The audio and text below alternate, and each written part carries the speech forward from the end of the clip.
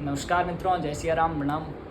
और आज हम दूसरे अध्याय की ओर अग्रसर होते हुए प्रभु श्री कृष्ण से ये बात सुनते हैं कि हे अर्जुन, तुझे ये असमय किस बात का मोह हो गया है। क्योंकि पूर्वी अध्याय अर्थात पहले अध्याय में अर्जुन किम कर्तव्य विमूढ़ होकर प्रभु श्री कृष्ण को ये कहते हैं कि हे मधुसूदन, ये मैं मेरे रिश्तेदारों पर कैसे युद्ध करूं, उन पर कैसे बाण चलाऊं।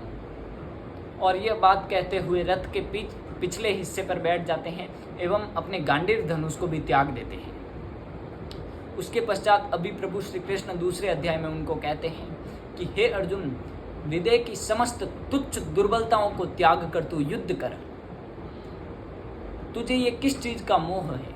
तो अर्जुन उनको उत्तर देते हुए कहते हैं, कथम भीष्महम शंगख्य द्रोणम च मधुसूदन। हे मधुसूदन, वो तो मेरे गुरुजन हैं, तो उन पर मैं कैसे शस्त्र चला सकता हूँ, उन पर कैसे मैं हथियार चला सकता हूँ।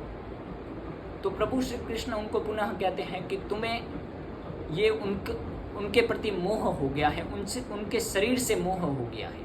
क्योंकि आत्मा तो शाश्वत है, सनातन है। जिस भांति मनुष्य अपने वस्त्रों को परिवर्तित करता रहता है, उसी भांति आत्मा भी अपने शरीर को दूसरों के शरीर में जाकर परिवर्तित करती रहती है।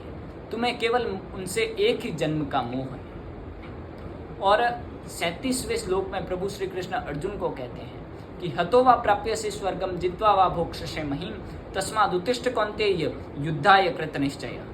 अर्थात हे अर्जुन, तू युद्ध कर। अगर तू हार भी गया तो स्वर्ग को प्राप्त होगा, और अगर जीता तो तीनों लोकों को भोगेगा, अर्थात तीनों लोकों का राजा बनेगा। और तुम्हें केवल राजा बनने के लिए ही युद्ध नहीं करना है।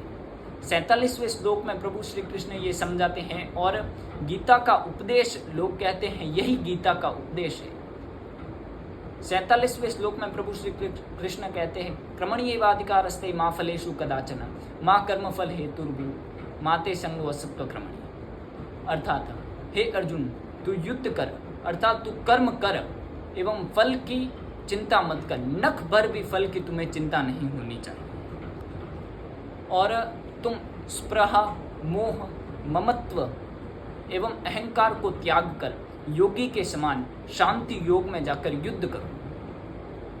प्रभु श्री कृष्ण इस अध्याय का नाम, अर्थात दूसरे अध्याय का नाम सांख्य योग अध्याय रखते हैं। सांख्य योग का अर्थ होता है विवेक के मार्ग को दर्शाने वाला, अर्थात ज्ञान का योग।